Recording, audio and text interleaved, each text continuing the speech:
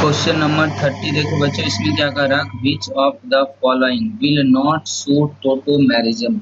अब वापस इसमें देखिए आपसे क्या पूछ रहा है बच्चों कि इसमें से दिए गए कंपाउंड में से कौन सा कंपाउंड टोटोमेरिज्म शो नहीं करेंगे। तो टोटोमेरिज्म के लिए बच्चों हम आपको बताए हैं कि टोटोमेरिज्म शो नहीं करने का मतलब होता है कि जिसमें रेजोनेंस से एटम का मूवमेंट नहीं हो। अब जैसे देखिए इस कंपाउंड की अगर हम बात करें तो यहाँ से होगा क्या कि अगर आप इस कंपाउंड में देखेंगे तो ये लोन पेयर है, लोन पेयर सिंगल डबल। तो जैसे ही आप यहाँ से यहाँ करेंगे कि डबल बॉन्ड यहाँ आएगा, तो इसका क्या हो जाएगा बच्चों, एक ऐसा स्ट्रक्चर बनता हुआ आपको दिखेगा। CH3 ये H हो जाएंगे, फिर से ये H आएंगे, फिर से यहाँ सिंगल, फिर से ये कार्बन, ये सॉरी N है, तो ये आप N बना दें, यहाँ पे इसका लोन पेयर आ जाएगा और ये नाइट्रोजन ऑक्सीजन के बीच में डबल बॉन्ड आएगा और ये H प्लस यहाँ आएगा और ये हाइड्रोजन वापस यहाँ से उठ के फिर से यहाँ चला जाएगा। तो इसका तो बच्चों टोटोमेरिज्म आपको दिख रहा पॉसिबल है। फिर यहाँ पे अगर आप देखें तो यहाँ पे क्या है कि ये जो हाइड्रोजन है बच्चों, ठीक है, वो अगर आप हटा दें तो ये नेगेटिव चार्ज होगा। अगर नेगेटिव हुआ तो नेगेटिव सिंगल डबल, तो ये नेगेटिव इधर आएगा, ये यहाँ जाएगा, फिर ये यहाँ जाएगा और जो हाइड्रोजन यहाँ से हटा था वो वापस यहाँ जुड़ जाएगा बच्चों। तो ये कंपाउंड भी टोटोमेरिज्म शो कर रहा है। फिर अगर आप इस कंपाउंड की अगर बात करें तो इसमें N डबल बॉन्ड O दिख रहा है, फिर ये कंजुगेशन में, तो इसके बाद जो कार्बन है, चाहे ये कार्बन हो, फिर ये कार्बन हो, या फिर ये कार्बन भी हो सकता था, नेगेटिव सिंगल डबल, इसके साथ भी हम लोग ले सकते थे। फिलहाल इनमें से कोई भी कार्बन पे हाइड्रोजन है ही नहीं। अगर हाइड्रोजन है नहीं तो इसका टोटोमेरिज्म बच्चों कभी पॉसिबल नहीं होगा। तो एक तो 30 का आंसर अभी हमें सी दिखाई दे रहा है।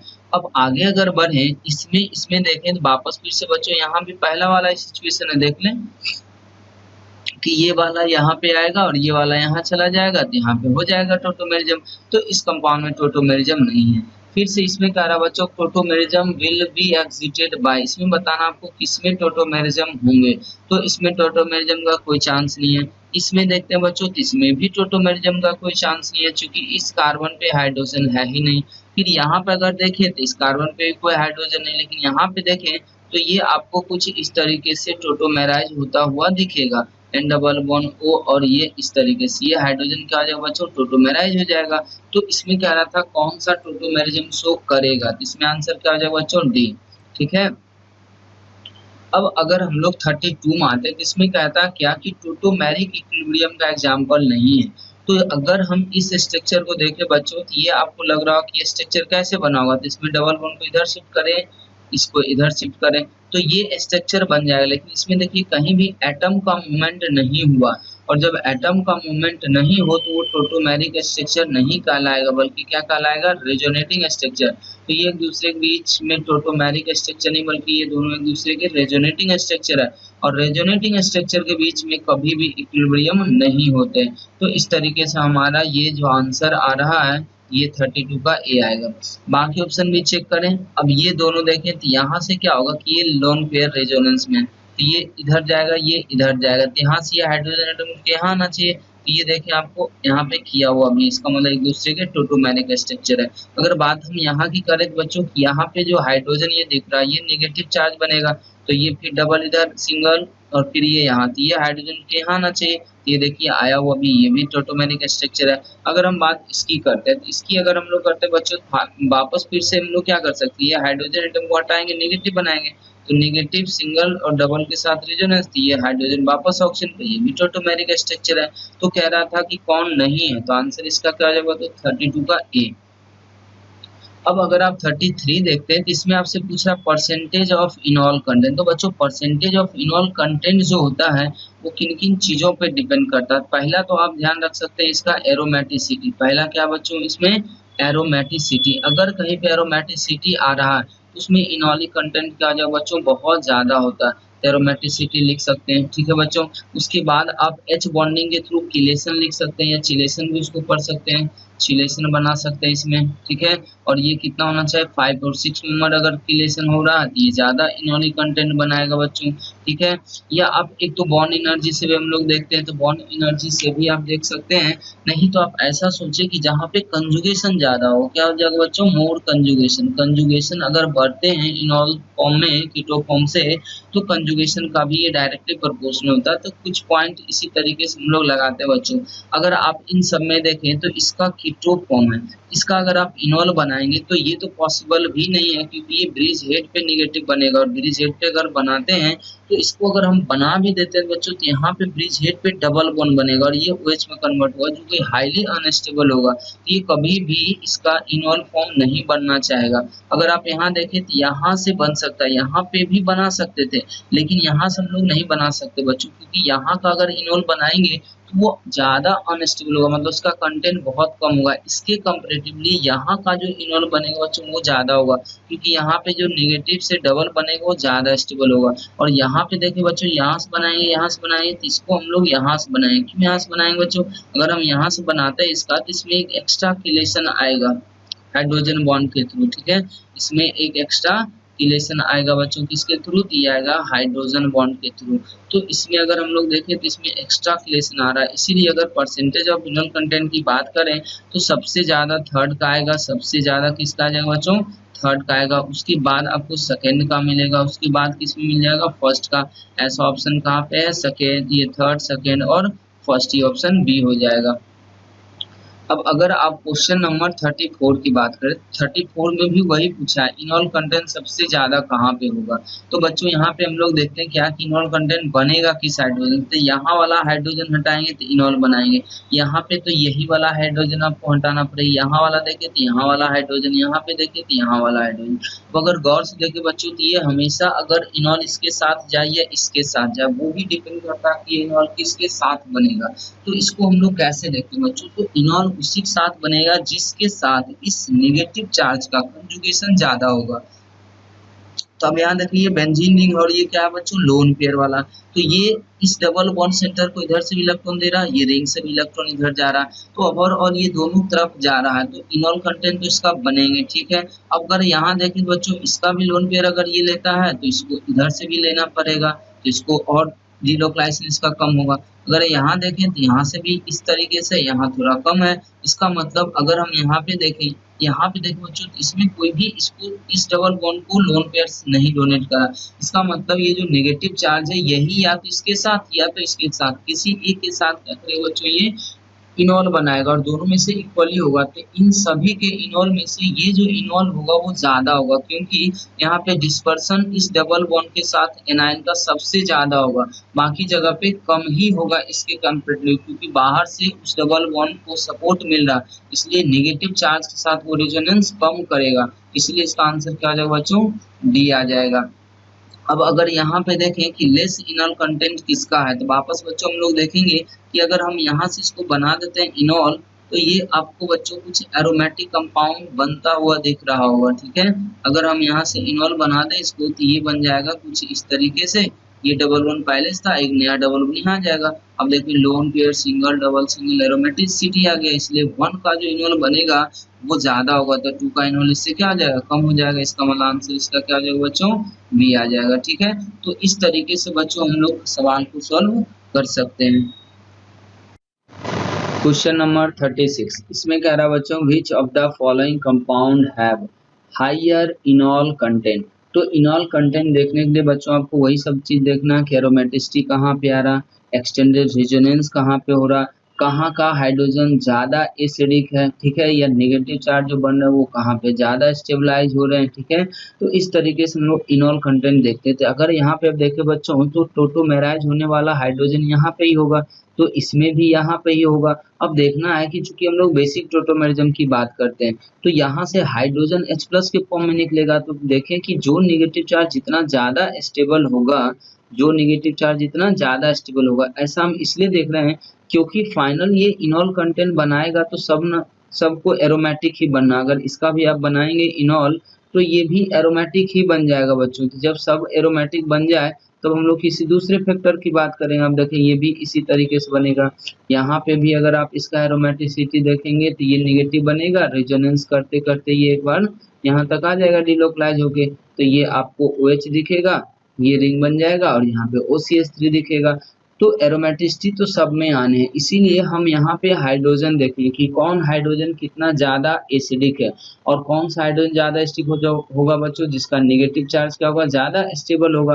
तो इन दोनों का नेगेटिव चार्ज में अगर आप देखें तो इस कंपाउंड का नेगेटिव चार्ज ज्यादा स्टेबलाइज है, इसीलिए ये इनॉल कंटेंट क्या करेगा, ज्यादा बनाएगा। तो इस तरीके से इसका आंसर हमें क्या मिल जाएगा, पहला ऑप्शन।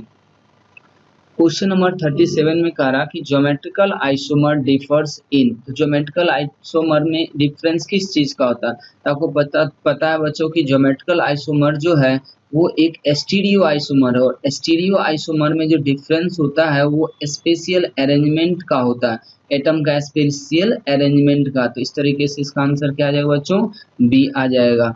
अब अगर क्वेश्चन नंबर 38 देखें तो इसमें कह रहा है stereo isomers have different molecular formula, same ही रहेगा चूंकि आइसोमर है, स्ट्रक्चरल फॉर्मूला भी सेम होगा, मॉलिक्यूलर मास भी सेम होगा। डिफरेंट क्या होता है उसका बच्चों, कॉन्फ़िगरेशन। ठीक है, तो स्टीरियो आइसोमर में सिर्फ उसके कॉन्फ़िगरेशन क्या होते हैं, अलग होते हैं। अगर स्ट्रक्चरल फॉर्मूला अलग कर देंगे तब तो वो स्ट्रक्चरल हो जाएंगे।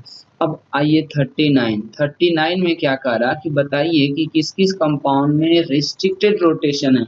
तो रिस्ट्रिक्टेड रोटेशन का मतलब कंपाउंड में पूछ रहा बच्चों, तो कहीं भी अगर डबल बॉन्ड बना हुआ है, ट्रिपल बॉन्ड बना हुआ या रिंग सिस्टम है तो वो सब में क्या होता है, रोटेशन रुका हुआ। इसमें देखें इन दोनों कार्बन के बीच में रोटेशन नहीं हो सकता है, यहाँ पे देखें इन दोनों के बीच में रोटेशन नहीं हो सकता, यहाँ पे देखें इन दोनों के बीच में रोटेशन नहीं हो सकता, मतलब सब में रिस्ट्रिक्टेड रोटेशन है। तो इसका आंसर क्या हो जाएगा बच्चों, डी हो जाएगा। अब क्वेश्चन नंबर 40 में कह रहा है कि बताइए किस कंपाउंड के अंदर रिस्ट्रिक्टेड रोटेशन नहीं है। तो आप देखें इसके अंदर भी रिस्ट्रिक्टेड रोटेशन हुआ, चूंकि रिंग है। अगर हम इस टर्मिनल और इस टर्मिनल की बात करें तो ये टर्मिनल एक दूसरे से रोटेट नहीं कर सकता।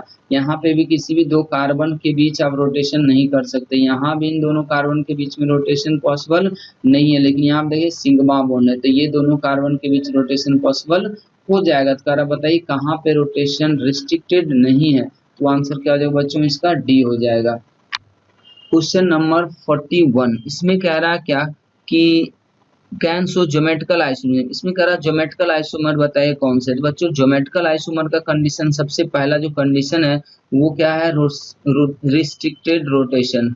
क्या बच्चों, रिस्ट्रिक्टेड रोटेशन। सबसे पहला आप रिस्ट्रिक्टेड रोटेशन खोजें। उसके बाद टर्मिनल वैलेंसी जो होगा बच्चों रिस्ट्रिक्टेड रोटेशन का, terminal valency of restricted rotation क्या हो जाएगा, डिफरेंट होना चाहिए। क्या होना चाहिए बच्चों, डिफरेंट होना चाहिए। तीसरा कंडीशन ये कहता है कि टर्मिनल वैलेंसी जो होना चाहिए, terminal valency lies in same plane, terminal valency lies in same plane, terminal valency same plane में होना चाहिए। और लास्ट कहता है कि उसका एरियल डिस्टेंस या स्पेशियल डिस्टेंस क्या होना चाहिए बच्चों, चेंज होना चाहिए। स्पेशियल डिस्टेंस क्या होना चाहिए, चेंज होना चाहिए। तो ये चार कंडीशन है ज्योमेट्रिकल आइसोमर देखने का। तो ये चारों कंडीशन आप यहाँ पे देख सकते हैं। तो इसमें देखिए रोटेशन रिस्ट्रिक्टेड आपको मिल गया, ठीक है। तो रोटेशन रिस्ट्रिक्टेड इस कार्बन और इस कार्बन के बीच में हो गया। अगर आप इन दोनों के बीच में वैलेंसी का देखें तो इस कार्बन और इस कार्बन, ये टर्मिनल वैलेंसी कहलाता है बच्चों। यहाँ पे H लगा देंगे, यहाँ पे CH3। अब देखें टर्मिनल वैलेंसी, ये टर्मिनल हो गया तो इसका और इसमें डिफरेंस होना चाहिए। तो ये H है, ये CH3 है, अलग है। फिर इधर देखें ये CH3, ये CH3, तो दोनों सेम हो गया, मतलब ये कंडीशन फुलफिल नहीं हो रहा, ये कभी भी जी-आइसो नहीं करेंगे। फिर अगर यहाँ देखें बच्चों सेम काम आपको यहाँ पे दिख रहा होगा, दोनों हाइड्रोजन है तो ये भी नहीं कर सकते। यहाँ पे देखें तो एक H और एक CH3, यहाँ एक H और एक CH3, तो ये तो कर जाएंगे। फिर यहाँ देखें बच्चों तो दोनों CH3 दोनों टर्मिनल पे, इसलिए ये नहीं करेंगे। तो आंसर हमारा क्या हो जाएगा बच्चों, सी हो जाएगा। क्वेश्चन नंबर आप अगर 42 की बात करते हैं तो इसमें भी कह रहा है कि सिस ट्रांस आइसोमरिज्म शो नहीं करता। सिस ट्रांस का मतलब होता है बच्चों कि अगर सेम ग्रुप सेम साइड आ जाए डबल बॉन्ड के तो उसको सिस बोलते हैं, और अपोजिट साइड चले जाए तो वो ट्रांस होते हैं। तो पहले तो हमें ये देखना होगा कि जी आई कहाँ हो रहा है, जहाँ जी आई हो रहा होगा वहीं पे सिस ट्रांस भी पॉसिबल है। जैसे कि ये कार्बन और ये कार्बन के बीच में रोटेशन रुका हुआ, लेकिन इस कार्बन जहाँ पे रोटेशन रुका हुआ उस टर्मिनल पे देखना, जिन सिस्टम के बीच रोटेशन रुका हुआ है उन दोनों के टर्मिनल पे ये सारा कंडीशन लगाना। ये देखिए दोनों सेम है, जब ये डबल बॉन्ड जी आई शो कर ही नहीं रहा सिस ट्रांस का तो कोई सवाल ही नहीं बच्चों। फिर आप यहाँ अगर देखें तो यहाँ पे कह रहा क्या कि सिस ट्रांस आइसोमरिज्म शो करेगा, मतलब आपको वही देखना कि आइसोमरिज्म होगा ही नहीं होगा। तो यहाँ आप देखें ये H है और ये इथाइल है, ये H और ये एक अलग ग्रुप है, इसका मतलब ये सिस ट्रांस आइसोमरिज्म शो करेंगे क्योंकि ज्योमेट्रिकल है तो शो करेंगे। फिर यहाँ पे देखिए बच्चों तो ये पे H और CH3 आ रहा, ये फिर देखें H और CH3 आ रहा है, इसका मतलब ये भी क्या करेंगे बच्चों सिस और ट्रांस आइसोमरिज्म शो करेंगे। फिर यहाँ पे अगर आप देखें तो यहाँ पे आपको मिलेगा H और इथाइल, फिर यहाँ पे देखें H और इथाइल, इसका मतलब ये भी क्या करेंगे बच्चों सिस ट्रांस शो करेंगे। तो हमारा आंसर क्या होगा, हमें पूछा गया कौन शो नहीं करेगा, तो शो नहीं करने वाले में से क्या बच्चों ये, तो हमारा जो सही आंसर होगा वो क्या हो जाएगा ए हो जाएगा। ये सब हमारे लिए सही आंसर नहीं है, ठीक है। तो हमारा 42 का जो आंसर होगा वो ए होगा। अब आ जाइए 43 में कह रहा है कि ज्योमेट्रिकल आइसोमेरिज्म कौन शो कर रहा है। तो आपको कंडीशन हम बता ही दिए ज्योमेट्रिकल आइसोमेरिज्म का, देखिए रिस्ट्रिक्टेड रोटेशन, ये रिस्ट्रिक्टेड रोटेशन आप घेर दें तो इस रिस्ट्रिक्टेड रोटेशन का एक टर्मिनल ये है एक टर्मिनल ये है, इस टर्मिनल पे देखें दोनों हाइड्रोजन सेम नहीं करेंगे, इस पे देखें एक Br एक ये और ये कर जाएंगे, फिर यहाँ देखें दोनों CH3 ये नहीं करेंगे, फिर यहाँ देखें दोनों Cl ये नहीं करेंगे, तो इसका आंसर क्या हो जाएगा बच्चों ये हो जाएगा बी। तो इस तरीके से बच्चों हम लोग क्या कर सकते हैं सवाल को सॉल्व कर सकते हैं। क्वेश्चन नंबर 44, इसमें देखो बच्चों क्या कर रहा है आपसे ई आइसोमर पूछ रहा है, ठीक है। ई जेड नोमेनक्लेचर आपको याद होगा, ये प्रायोरिटी ऑर्डर के बेसिस पे होता है, अगर सेम प्रायोरिटी का ग्रुप सेम साइड आ जाए तो जेड होगा, ठीक है। सेम प्रायोरिटी सेम साइड और सेम प्रायोरिटी अपोजिट साइड तो ये ई होता है, ठीक है। तो हम यहाँ पे अगर देखें तो ये फ्लोरीन है और ये क्लोरीन है, तो आपको प्रायोरिटी ऑर्डर डिसाइड करने आ रहा होगा कि एटॉमिक नंबर पहले प्रायोरिटी देते थे, ये 1 हो जाएगा बच्चों, तो इसमें ये 2 हो जाएगा। फिर यहाँ पे अगर देखें तो ये 1 आ जाएगा, अब देखिए ये 1 है और ये 1 है, ये दोनों सेम साइड है तो ये तो जेड हो गया बच्चों।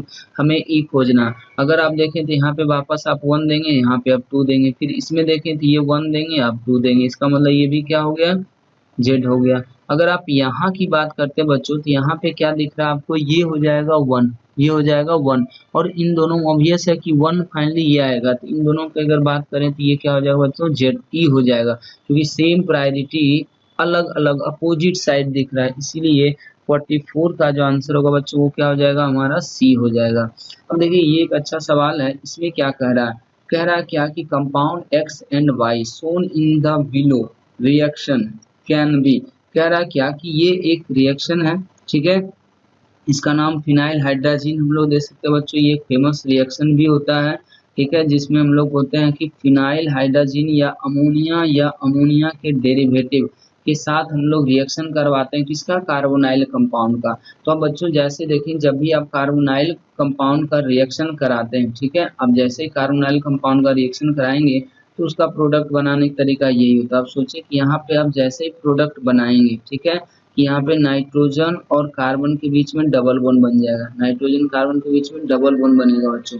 तो अब देखिए यहाँ पे रिस्ट्रिक्टेड रोटेशन सिस्टम आएगा, तो यहाँ पे ये पूरा एक ग्रुप होगा और इसका एक लोन पेयर होगा, एक पूरा ग्रुप एक लोन पेयर। अब जिससे देखिए यहाँ पे जी शो करने लगेगा, तो जी शो करेगा बच्चों तो इसका तो बहुत सारा प्रोडक्ट बनने लगेगा, तो इसीलिए क्वेश्चन में लिखा कि P+Q ऑर्गेनिक प्रोडक्ट, इसका मतलब ये कहना चाह रहा है कि अगर हम इस कंपाउंड से रिएक्शन कराएं, ठीक है, तो हमें सिर्फ 2 ही प्रोडक्ट मिलने चाहिए। तो इसके लिए बताइए कि x और y क्या क्या होंगे, इसका मतलब x भी हमें वैसा लेना होगा जिसके साथ ही प्रोडक्ट बने तो वो जी शो नहीं करे, फिर y भी वैसा ही लेना होगा जिसका प्रोडक्ट बने तो वो जी शो नहीं करे। तो अगर आप बच्चों उस तरीके से देखें तो सिर्फ आपको इसी ऑप्शन में जो डी ऑप्शन है हमारा, इसी में आपको लगेगा कि ये दोनों ही कंपाउंड GI शो नहीं करेंगे, मतलब इसका अगर इसके साथ रिएक्शन कराएंगे तो एक सिंगल प्रोडक्ट मिलेगा P, इसका इसके साथ कराएंगे तो सिंगल प्रोडक्ट मिलेगा Q। खैर दोनों में से कोई भी PQ हो सकता है, लेकिन यहाँ पे सिंगल प्रोडक्ट की बात हो रहा है, इसीलिए बच्चों इसका आंसर क्या हो जाएगा, डी हो जाएगा। अब आइए क्वेश्चन नंबर 46 में, इसमें आपसे जेड पूछा है, तो जेड और ई का कंसेप्ट हमें बता ही रखे हैं। इन दोनों में बताएं एटॉमिक नंबर सबसे ज्यादा क्लोरीन का, ये 1 प्रायोरिटी का, फिर ये 1 प्रायोरिटी थी, ये तो ई हो गया बच्चों। यहाँ पे अगर देखें फिर ये 1 प्रायोरिटी का और इन दोनों में ये 1 प्रायोरिटी थी, ये वापस ई हो गया। फिर अगर आप यहाँ पे देखें तो इन दोनों में अगर देखें तो ये 1 प्रायोरिटी का और यहाँ से क्लोरीन है, यहाँ से कार्बन है, तो क्लोरीन का ज्यादा हो जाएगा, तो ये भी बच्चों ई ही आ रहा। यहाँ पे देखें तो ये 1 है, ये 1 होगा तो ये 2 होगा, फिर यहाँ पे देखें तो ये 1 होगा तो ये 2 होगा, इसका मतलब सेम साइड यहीं पे आ रहा, इसलिए ये क्या आ जाएगा बच्चों, हमारा ये 46 का जो आंसर होगा वो डी हो जाएगा। ठीक है। 47 में आपसे कह रहा है कि ज्योमेट्रिकल आइसोमरिज्म शो नहीं करना चाहिए, तो ज्योमेट्रिकल आइसोमरिज्म का कंडीशन आपको बता दिया गया है कि सबसे पहला आपको रिस्ट्रिक्टेड रोटेशन खोजना है, तो देखिए रिंग बना हुआ तो रोटेशन रिस्ट्रिक्टेड होगा। उसके बाद टर्मिनल वैलेंसी, तो अगर बच्चों आपको कभी भी रिंग में देखना हो तो रिंग में देखने क्या तरीका होता है कि हमें कम से कम 2 sp3 एटम चाहिए, 2 sp3 एटम, कार्बन हो जरूरी नहीं है, हम बोलते हैं 2 sp3 एटम होना चाहिए जो डाई सब्स्टिट्यूटेड हो और दोनों ही ग्रुप क्या हो, अलग अलग। तो यहाँ पे देखिए sp3 हो गया लेकिन डाई सब्स्टिट्यूटेड भी है सेम ग्रुप, ये GI शो नहीं करेंगे। ठीक है। इसमें देखें ये एक CH3 तो एक H होगा, ये CH3 तो एक H होगा, मतलब ये GI शो करेंगे। फिर यहाँ पे देखें तो यहाँ तो बहुत सारे हैं, तो ये H और ये CH3H, तो ये भी करेंगे। हमें तो कम से कम बस 2 चाहिए बच्चों, तो यहाँ भी हो जाएगा। इसका मतलब शो नहीं करने वाले में से सिर्फ यही है और जो नहीं करेगा वही हमारा आंसर भी होगा, तो 47 का आंसर क्या हो जाएगा बच्चों, ए हो जाएगा। अब अगर हम लोग 48 की बात करें, 48 में आपसे क्या पूछा गया है, नंबर ऑफ ज्योमेट्रिकल आइसोमर। तो बच्चों ज्योमेट्रिकल आइसोमर का संख्या निकालने के लिए फॉर्मूला आपको पता होगा।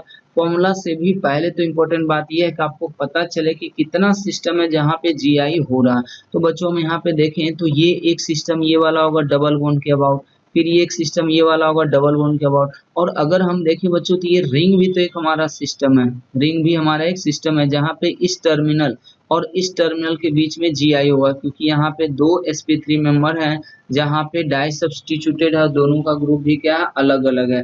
तो बच्चों इस तरीके के सिस्टम में ज्योमेट्रिकल आइसोमरिज्म होगा, इसका मतलब हमारा स्टीरियोजेनिक सेंटर जो हो गया वो क्या हो गया बच्चों, 3 हो गया। अब अगर देखें कि ये सिस्टम सिमेट्रिकल है या अनसिमेट्रिकल है, ये अनसिमेट्रिकल सिस्टम है, दोनों का टर्मिनल क्या है, अलग अलग है, इसलिए अनसिमेट्रिकल सिस्टम में जो GI निकालने का तरीका होता है 2 to the power n होता है, 2 to the power n का वैल्यू 3 है, ये कितना आ गया बच्चों, 8 आ गया, तो ये ऑप्शन हमारा डी में है। अगर आप यहाँ पे देखें तो फिर से ज्योमेट्रिकल आइसोमर निकालना बच्चों, तो यहाँ पे अगर सिस्टम देखें तो एक सिस्टम तो हमारे लिए ये है, ठीक है, फिर ये एक सिस्टम ये है, क्योंकि यहाँ पे ज्योमेट्रिकल आइसोमर शो हो रहा है, चूंकि सारा कंडीशन फुलफिल हो रहा, तो ये 2 सिमेट्रिकल सिस्टम, ये n का वैल्यू कितना हो गया बच्चों, यहाँ पे 2। अब रिंग को यहाँ नहीं ले सकते चूंकि रिंग में एक ही कार्बन sp3 है, इसलिए रिंग में ज्योमेट्रिकल आइसोमरिज्म नहीं हो रहा, सिर्फ डबल बॉन्ड के अबाउट होगा, n का वैल्यू 2 हो गया। अब देखिए ये सिमेट्रिकल है या अनसिमेट्रिकल है, तो ये सिमेट्रिकल है, और सिमेट्रिकल सिस्टम हो और n का वैल्यू इवन में आए तो उसका फॉर्मूला हम लोग क्या लिखते हैं बच्चों, 2 पे पावर n-1 और 2 to the power n/2-1। अब देखिए यहाँ पे 2 -1 कर देंगे तो 1 आ जाएगा, फिर प्लस करेंगे तो 2 पे पावर 0 आएगा, तो ये आ गया 2 + 1, ये कितना आ गया बच्चों, 3 आ गया। तो इस तरीके से इसका आंसर क्या आ जाएगा बच्चों, सी। तो 49 तक इस तरीके से हम लोग बना सकते थे। क्वेश्चन नंबर 50 देखें, यहाँ पे क्या कह रहा है बच्चों, क्वेश्चन नंबर 50 में आपसे पूछा जा रहा है कि number of geometrical isomer in the following compound. तो बच्चों सबसे पहले हमें ज्योमेट्रिकल आइसोमर के लिए सिस्टम ढूंढने होंगे कि कहाँ कहाँ ज्योमेट्रिकल आइसोमर पॉसिबल हो सकते हैं। तो इसमें देखिए जो ज्योमेट्रिकल आइसोमेरिज्म शो करने वाले सिस्टम है वो सिर्फ और सिर्फ क्या है, डबल बॉन्ड है। ठीक है, तो अब देखें क्या ये डबल बॉन्ड में जीआई हो सकता है या नहीं हो सकता। तो यहाँ पे देखेंगे बच्चों तो एक H है और एक CH3 है, इसका मतलब कि इस टर्मिनल पे पॉसिबल है, फिर इस टर्मिनल पे पॉसिबल है, इसका मतलब n का वैल्यू हो गया 2। अब देखें कि ये सिस्टम सिमेट्रिकल है या अनसिमेट्रिकल है। तो ये टर्मिनल क्या बच्चों, अनसिमेट्रिकल है। तो अनसिमेट्रिकल वाले का formula 2 to the power n होता है। तो 2 की पावर 2 कर देंगे तो कितना आ जाएगा बच्चों, 4। तो इसका मतलब क्वेश्चन नंबर 50 का जो आंसर हो जाएगा वो ऑप्शन ए हो जाएगा 4। अब इसमें आते हैं बच्चों the number of cis trans isomer possible for the following compound. फिर से यहाँ भी वही चीज पूछा गया, सिस ट्रांस मतलब ज्योमेट्रिकल आइसोमरिज्म। देखिए बच्चों यहाँ एल्काइन है, तो एल्काइन में ज्योमेट्रिकल आइसोमरिज्म होता नहीं है, ये डबल बॉन्ड है। इस डबल बॉन्ड में ज्योमेट्रिकल आइसोमरिज्म जरूर होगा क्योंकि यहाँ पे एक H और एक ये ग्रुप अलग है, फिर यहाँ पे एक H और ये एक ग्रुप अलग है। तो ये बच्चों अभी ट्रांसफॉर्म में एक तरह से है देखें तो। अब इस डबल बॉन्ड में देखते हैं, तो इस डबल बॉन्ड का देखिए बच्चों यहाँ पे अगर हम देखें टर्मिनल वैलेंसी, इधर बढ़ते हैं तो CH2 मिलता है, इधर आएंगे तो CH2 मिलेगा। फिर यहाँ से अगर आप इधर जाते हैं तो आपको CH2 मिलेगा, फिर यहाँ से आप इधर जाते हैं CH2 मिलेगा, उसके बाद तो दोनों मिल जाएगा। इसका मतलब कि इस टर्मिनल पे जो ग्रुप है इसको हम लोग टर्मिनल वैलेंसी सेम मानेंगे। ठीक है, तो अगर ये सेम हो गया तो इस डबल बॉन्ड में नहीं होगा, सिर्फ यहीं पे। और एक डबल बॉन्ड में जब भी होगा बच्चों तो क्या होगा, अगर ये ट्रांस है तो इसका एक और पॉसिबिलिटी है कि ये सिस हो जाए, इसका मतलब ये आंसर हो जाएगा हमारा 2।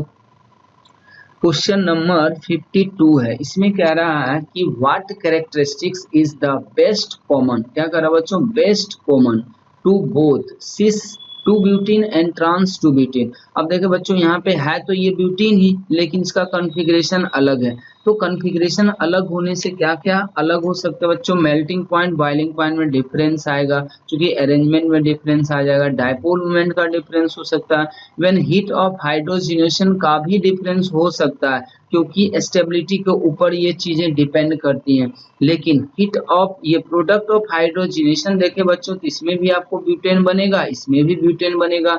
तो मोस्ट कॉमन दोनों में क्या है ये कि ये प्रोडक्ट दोनों का सेम बनेगा, इसका भी ब्यूटेन इसका भी ब्यूटेन बन जाएगा। तो ये आंसर हमारा डी हो गया। अब आते हैं हम लोग के पास क्या कहता है, number of chiral carbon atom. ये बात ध्यान दें, हमसे सिर्फ क्या पूछा, कार्बन एटम पूछा। ऐसे हम कायरल एटम भी सिलेक्ट कर सकते हैं, लेकिन हमसे पूछा गया कायरल कार्बन एटम। ऐसे इसमें कायरल कार्बन एटम कौन कौन सा होगा। तो बच्चों आपको पता होगा कि कायरल एटम होने का क्या कंडीशन है। पहला कंडीशन ये है कि उस एटम का हाइब्रिडेशन क्या होना चाहिए बच्चों, sp3 होना चाहिए। और दूसरा कंडीशन ये है कि 4 ग्रुप उसका क्या होना चाहिए, डिफरेंट होना चाहिए, 4 डिफरेंट ग्रुप। तो ऐसा आप एटम खोजें इसके अंदर। तो अब देखें कि ये कार्बन जो है वो sp3 है, ये कार्बन क्या है, sp3 है। यहाँ पे अगर हम 4 ग्रुप देखें तो एक तो मिथाइल हो गया, एक H हो गया, तो ये दोनों आपस में अलग है।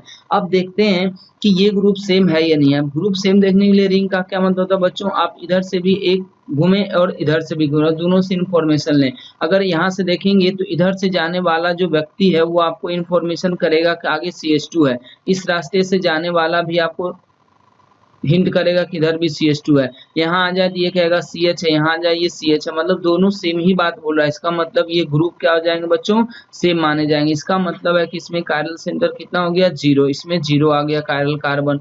फिर अगर इसमें देखें बच्चों तो इसमें आपको क्या मिलेगा, यहाँ पे 1 है और यहाँ पे भी 1 है। तो sp3 एटम को ही ढूंढना है जहाँ पे चारों ग्रुप अलग होने का चांस है।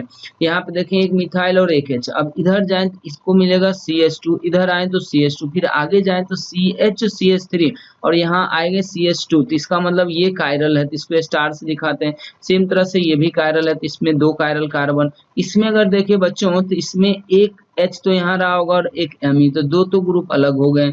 इधर देखें तो एक आपको CH2 मिलेगा और एक यहाँ CH मिलेगा, इसका मतलब ये दोनों क्या बच्चों अलग है, इसलिए इसमें भी एक कायरल कार्बन। तो अगर आप देखें तो 0, 2 और 1 आ रहा है, तो 0, 2 और 1 इसमें किस में आ जाएगा, ए में। तो 53 का आंसर क्या आ जाएगा बच्चों, ए आ जाएगा। अब अगर देखें क्वेश्चन नंबर 54 में भी आपसे क्या पूछा, वापस कायरल एटम ही पूछा, कायरल कार्बन। तो सेम तरह से चारों ग्रुप अलग वाले sp3 एटम को आप ढूंढें। यहाँ पे देखें CH3H और OH और इसके बाद ये पूरा ग्रुप, तो ये कायरल हो गया। फिर ये तो कभी हो ही नहीं सकता। ये वाला देखें बच्चों तो इसके अंदर क्या है कि ये वाला जो कार्बन है ये CH2 से जुड़ा, H और ये पूरा तो ये हो सकता है। अगर आप यहाँ पे देखें बच्चों तो यहाँ पे आपको क्या लग रहा है, ये CH3 और ये C2H5 है, इसका मतलब ये अलग। फिर यहाँ और यहाँ पे देखेंगे तो नहीं आएगा। तो अगर इस तरीके से देखें बच्चों तो इसमें आपको 3 ही एटम कायरल मिल रहा है, इसीलिए इसका आंसर क्या हो जाएगा, बी। इसमें कह रहा कि हैव असिमेट्रिक कायरल, ये carbon atom, asymmetric carbon atom का मतलब भी वही है बच्चों, ठीक है, कि किसमें बताइए कायरल कार्बन है, विच of the following have asymmetric carbon atom, मतलब किसमें कायरल कार्बन एटम है। इसमें देखें ये कायरल नहीं है, ये भी नहीं हो सकता क्योंकि दोनों का हाइड्रोजन सेम है। यहाँ पे 2 हाइड्रोजन, यहाँ पे 2 क्लोरीन, ये भी नहीं हो सकता। 2 हाइड्रोजन, ये भी नहीं हो सकता। यहाँ पे अगर देखो बच्चों ये 2 हाइड्रोजन, लेकिन अगर इस कार्बन को देखें तो एक H, एक CH3, एक OH और ये पूरा ग्रुप, इसका मतलब ये वाला कायरल कार्बन है। तो इसमें हमारा आंसर क्या हो जाएगा बच्चों, डी आ जाएगा। अगर हम लोग नेक्स्ट चले मेजो टार्टेरिक एसिड, तो बच्चों टार्टेरिक एसिड जो होता है वो कुछ इस तरीके का होता है। इसका फॉर्मूला जो है बच्चों वो क्या है, टार्टेरिक एसिड का इस तरीके का मान लें अगर फॉर्मूला हम लोग लिखते हैं, ठीक है। और मेजो बनाना, मेजो का मतलब क्या होता है बच्चों, जिसमें 2 कायरल कार्बन हो कम से कम और एक POS आना चाहिए, तो ये देखिए मेजो हो गया। अब कह रहे हैं D tartaric acid, D tartaric acid का मतलब ये हो गया कि वो कायरल है, ये मतलब वो क्या हो जाएगा बच्चों, हाँ कायरल है, कायरल मतलब वो ऑप्टिकली एक्टिव है। तो ऑप्टिकली एक्टिव होने का मतलब आप किसी एक को क्या कर सकते हैं, चेंज कर सकते हैं। तो यहाँ पे अगर हम लोग देखें तो इस तरीके से अगर आप चेंज कर देंगे तो ये ऑप्टिकली एक्टिव होगा, ये ऑप्टिकली इनएक्टिव हो जाएगा, ये ऑप्टिकली एक्टिव हो जाएगा। तो अगर किसी में मॉलिक्यूल में एक से ज्यादा कायरल सेंटर हैं और किसी एक कायरल सेंटर का आप डायरेक्शन चेंज करते हैं तो वो क्या कहलाया जाएगा बच्चों, इन डायस्ट्रियो आइसोमर कहलाते हैं। इसका मतलब ये एक दूसरे के क्या है, डायस्ट्रियो आइसोमर हैं। तो मेजो कंपाउंड जैसे बोला इसका मतलब ऑप्टिकली एक्टिव होगा, ये डी बोला इसका मतलब ऑप्टिकली इनएक्टिव बनाना। तब सोचे ऑप्टिकली इनएक्टिव बनाने का एक ही ऑप्शन है कि आप किसी न किसी एक कायरल कार्बन पे क्या करें, कॉन्फ़िगरेशन को चेंज कर दें। तो इस तरीके से आपका आंसर क्या आ जाएगा बच्चों, सी आ जाएगा। अब अगर यहाँ पे देखें तो इसमें कह रहा ऑब्जर्व द फॉलोइंग स्ट्रक्चर 1, 2, 3। अब कह रहा कि बताइए कौन सा स्टेटमेंट सही है, करेक्ट स्टेटमेंट। कह रहा ऑल 3 आर कायरल कंपाउंड। अब देखो बच्चों अगर कोई कहता है कायरल कंपाउंड और कायरल एटम दोनों अलग अलग चीजें, कायरल कंपाउंड का मतलब है वो कंपाउंड ऑप्टिकली एक्टिव होना चाहिए, और कोई कंपाउंड ऑप्टिकली एक्टिव है या नहीं है ये हम लोग कैसे देखते हैं बच्चों, तो उसके अंदर किसी भी तरीके का सिमेट्री नहीं होना चाहिए। खास करके अगर हम बात करें तो POS नहीं होना चाहिए, COS नहीं होना चाहिए, ठीक है।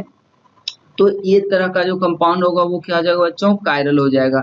तो इसमें देखा ये गया है कि अगर किसी कंपाउंड के अंदर एक कायरल कार्बन हो तो वो कंपाउंड हमेशा ऑप्टिकली एक्टिव होता है। इसमें देखिए एक भी कायरल कार्बन नहीं है, इसका मतलब इसमें सिमेट्री आएंगे, POS आएंगे।